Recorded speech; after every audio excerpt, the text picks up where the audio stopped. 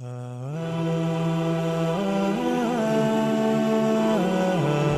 سوى العلم طريق للعلا، كل من ساروا عليه وصلوا. سنة الله وهدي الأنبياء، وبه عز الرعيل الأول. Alhamdulillah, wassalatu wassalamu ala rasulillah wa ala alihi wa ashabi ajma'in. Assalamualaikum warahmatullahi wabarakatuh. Ipagpatuloy po natin mga kapatid ang pagbabasa ng librong Buhay ng mga Sahaba. Sa ngayon ang ating babasahin ay buhay ni Suhaib ar-Rumi. Si Suhaib ang Romano. Rabihal bay' ya Aba Yahya, rabihal bay' na kinabang o kumita sa kalakal, o Abu Yahya na kinabang sa kalakal, o Abu Yahya. Ito ay tatlong ulit na binanggit ng propeta sallallahu alaihi wasallam nang sila'y nagkita ni Suhaib ang Romano sa Quba sa Madina. Suhaib ang Romano, Suhaib ar-Rumi. Sino sa ating mga Muslim ang hindi nakakakilala kay Suhaib ar-Rumi at hindi nakakaalam sa ilang bahagi ng buhay niya o kahit maliit na bahagi ng talambuhay niya? Ngunit ang hindi alam ng marami sa atin na si Suhaib ay hindi Romano, bagkus siya ay isang orihinal na Arabi na dahil kabilang sa lipi ng Banu Numair ang ama niya at ang ina naman niya ay mula sa lipi ng Banu Tamim. May kwento kung bakit tinagurian si Suhaib na Romano na nakatala sa kasaysayan. Bago pa ang pagsusugo sa Propeta Muhammad sallallahu alaihi wasallam ng mga 20 taon, sa panahon ng pamumuno ng Amir na si Sinan bin Malik an-Numayri sa siyudad na tinatawag na Al-Ubulla na nasa ilalim ng kapangyarihan ng Kisra na hari ng Persya. Si Sinan bin Malik ang itinalaga ng hari ng Persya bilang Amir ng siyudad ng Ubulla.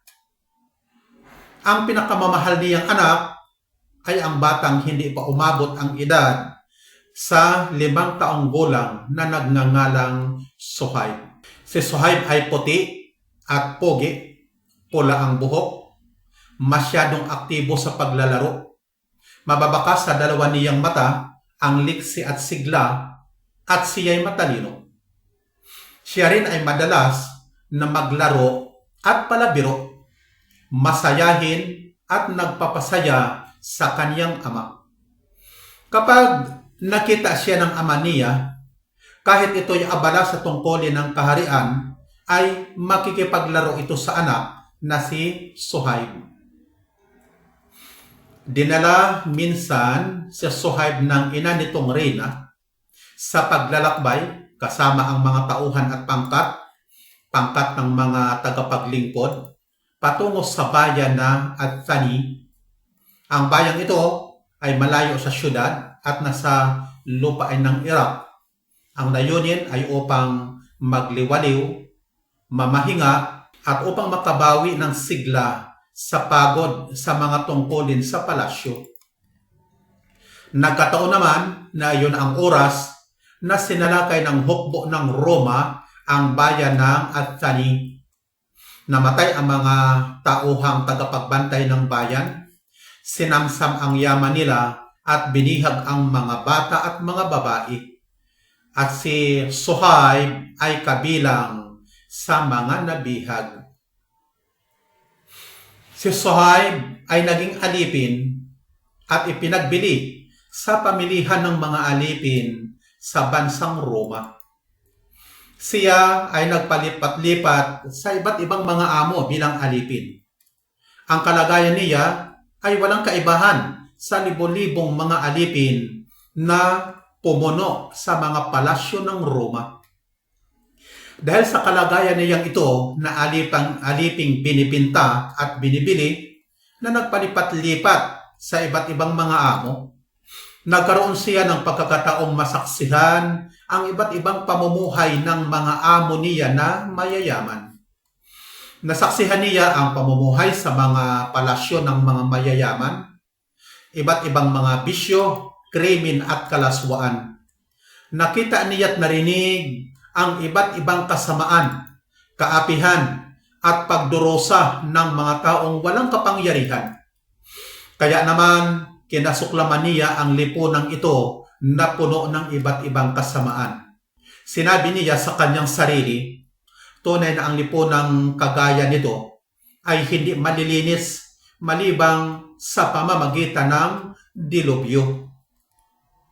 Bagaman si Suhaib ay lumaki sa Roma at namuhay sa gitna ng mga Romano at halos hindi na niya alam ang lingwaheng Arabi, ay hindi pa rin niya nakalimutan na siya ay isang Arabi at kabilang sa mga ipinanganak sa pulo ng Arabia. Hindi pa rin humupa ang pananabik niya na balang araw ay magiging malaya siya sa pagkaalipin at muling makabalik sa kanyang bayan. Lalo pang tumindi ang pagmamahal niya sa pinanggalingan niyang bayan at tumindi ang pananabik niya na muling makabalik. Narinig niya sa isang monghing Kristyano na nagsasabi sa isa sa naging amo niya, dumating na ang panahon na lilitaw sa Makkah na nasa pulo ng Arabia ang isang propeta na magpatotoo sa mensahe ni Jesus na anak ni Maria at ilalabas niya ang mga tao mula sa kadiliman tungo sa liwanag. At nagkaroon si Suhaib ng pagkakataon na makatakas sa amo niya at naglakbay siya patungo sa Makkah. Hindi na siya pumunta sa bayan niya sapagkat hindi na rin niya alam kung buhay pa ang ama niya. Kaya ang pagtakas niya ay diretso sa Makkah sa pag-asam sa darating na propeta. Nang narating na ni Suhaib ang Makkah, doon na siya nanirahan hanggang sa tinawag na siya ng mga tao roon na Suhaib ar-Rumi o Suhaib ang Romano. Dahil sa mahina siya sa lingwaheng Arabi at pula ang kanyang buhok na kagaya sa mga Romano at hindi kagaya sa buhok ng mga Arabi na itim. Pumunta si Suhaib sa isa sa mga maharlika ng Makkah na nagngangalang Abdullah bin Jud'an upang makipagtulungan sa pagninegosyo. Nakumbinsi niya si Abdullah bin Jud'an na mamuhunan sa negosyo at siya ang mangangasiwa nito. Ang negosyo ay naging matagumpay at nag-ani ng malaking salapi. Bagaman patuloy na lumalago ang negosyong pinangasiwaan ni Suhaib, ay hindi pa rin niya nakalimutan ang salita ng monghing Kristyano na lilitaw sa Makkah ang isang propeta. Tuwing naisip niya ang salita ng monghe ay palagi niyang iniisip kung kailan kaya darating ang araw na lilitaw ang propeta. Kaunting panahon lamang ang lumipas at dumating sa kanya ang kasagutan. Isang araw nang dumating siya sa Makkah galing sa paglalakbay niya dahil sa negosyo, ay nabalitaan niya na si Muhammad bin Abdullah ay nag-aanyaya sa mga tao sa pananampalataya kay Allah lamang at nanghihikayat sa mga tao sa katarungan at kabutihan at nagbabawal ng mga kalaswaan at nakasasama. Nagtanong si Suhaib, hindi ba siya ang tinagurian na Al-Amin o ang mapagkakatiwalaan? Sinabi sa kanya na siya nga. Nagtanong siya kung saan siya sa ngayon. Sinabi sa kanya na si Muhammad ay nasa tahanan ni Arqam bin Abil Arqam. Darul Arqam bin Abil Arqam. Na ang pangalan ay Abu Manaf bin Asadil Makhzumi, na kabilang sa mga naunang yumakap ng Islam, na kung saan ang tahanan nito ang ginawa ng propeta na sentro sa pagtuturo ng Islam. Sinabi sa kanya nang napagtanungan niya na dapat kang mag-iingat sa pagpunta. Baka ka makita ng ilang mga Quraysh dahil tiyak na mapapahama ka. Lalo pa na ikay dayuhan at wala kang mag-anak at liping magtatanggol sa iyo. Kaya pumunta si Suhaib sa Darul Arqam bin Abil Arqam na nag-iingat. Nang dumating siya sa Darul Arqam, ay naabutan niya si Ammar bin Yasir na dati na niyang kakilala. Sa panahon ding iyon ay hindi pa Muslim si Ammar. Medyo nag-alangan siyang lumapit at magtanong, "Ano ang kailangan mo, Ammar?" Sinabi na Ammar, "Bakos ikaw ang gusto ko ring tanungin. Ano rin ang kailangan mo dito?"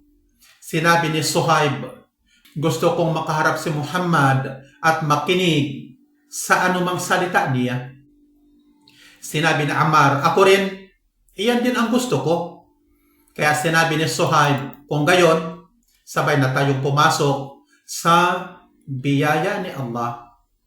Kaya pumasok silang dalawa at humarap sa propeta at nakinig sa salita ng propeta.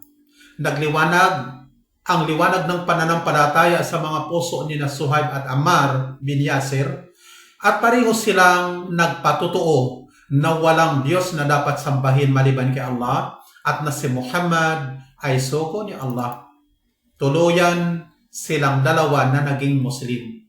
Iginugol nilang dalawa ang buong araw na maligaya sa piling ng propeta upang mag-aral ng Islam sa paggagabay mismo ng propeta. Nang dumating ang gabi at humupa na ang ingay at galaw ng mga taong naglalakad sa labas ng Darul Arqam, sila'y lumabas na rin na natatabunan ng kadiliman ng gabi na kung saan dala-dala ng bawat isa ang liwanag ng pananampalataya sa bawat puso na sapat na upang magliwanag sa mundo.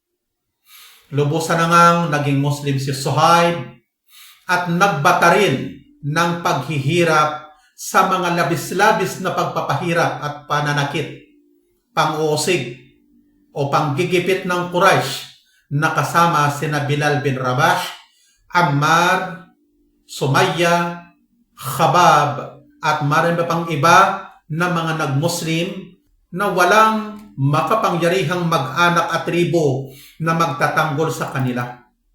Tinanggap na lamang nila ang labis-labis na pagpapahirap na ito sa kanila, na panatag ang mga puso at nagtitiis sapagkat alam nila na ang daan patungo sa paraiso ay daan ng paghihirap at pagtitiis. Nang ipinahintulot na ng propeta sa mga sahaba ang paghijra o paglikas patungo sa Madina, hinangad ni Suhaib na maghijra na kasama ng propeta at ni Abu Bakar.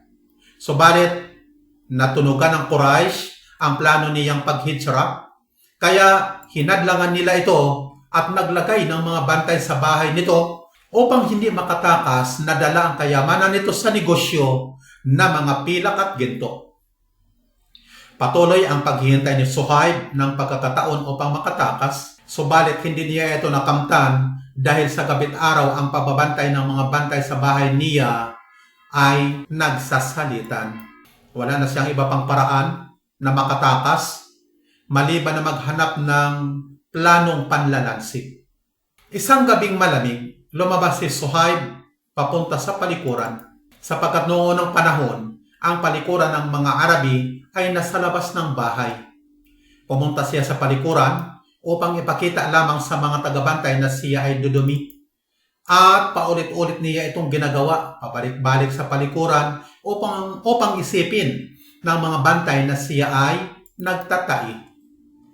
Sinabi ng ilang mga bantay, "Mapanatag na tayo sapagkat si Suhaib ay inabala na ng mga Diyos natin na sina Allat at Uzza sa pamagitan ng kanyang pagtatai.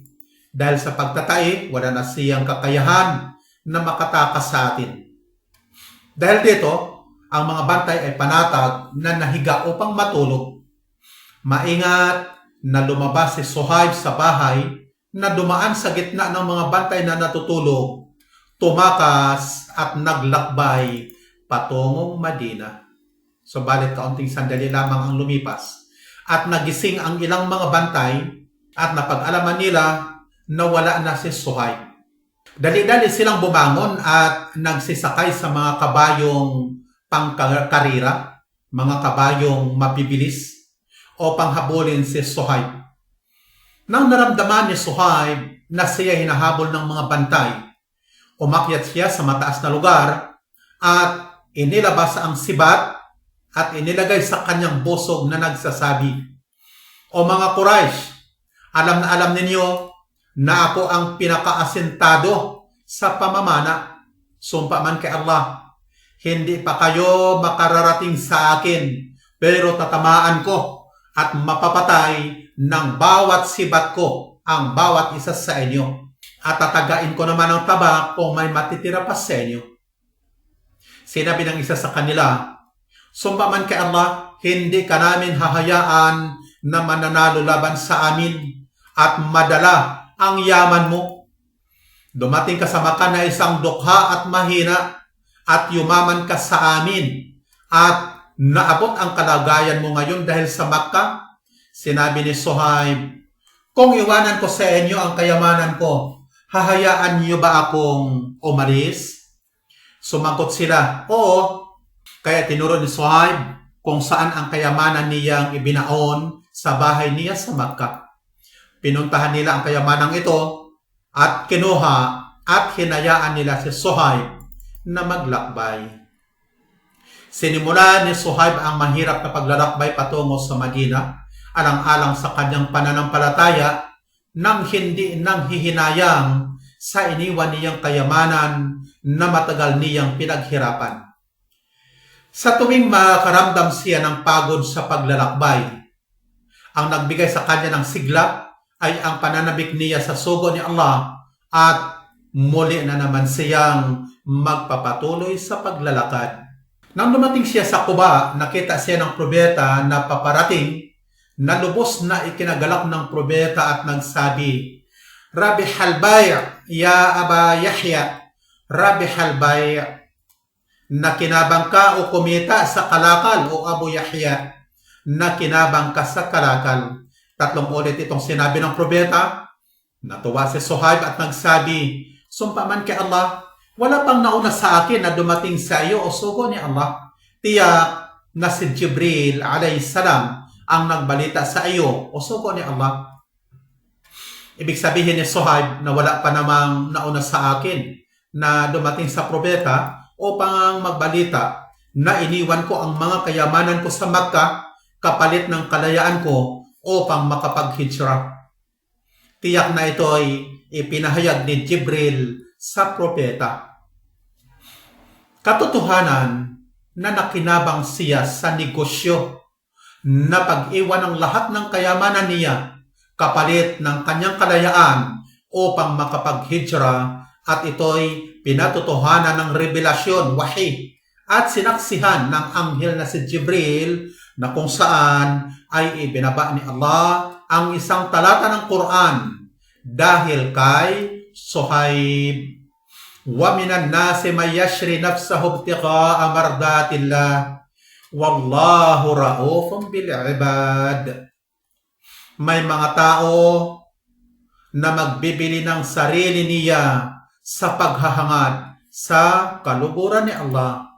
Si Allah ay mahabagin sa mga lingkod. Ito ay Suratul Baqarah, 207 ang bilang ng talata. Kagalakan ay ukol kay Suhaib at isang kagandahan ng kauuwian. Muli na naman nating natunghayan ang buhay sa isa sa mga huwara natin sa pananampalataya ng mga sahaba na nagtangi ng kabilang buhay ng higit sa anumang makamundong buhay. Ang sunod naman nating babasahin ay ang buhay ni Abu Darda radhiyallahu anhu. Subhanakallahumma wa bihamdik, nashhadu an la ilaha illa ant, nastaghfiruka wa natubu ilaik. Assalamu alaikum warahmatullahi wabarakatuh.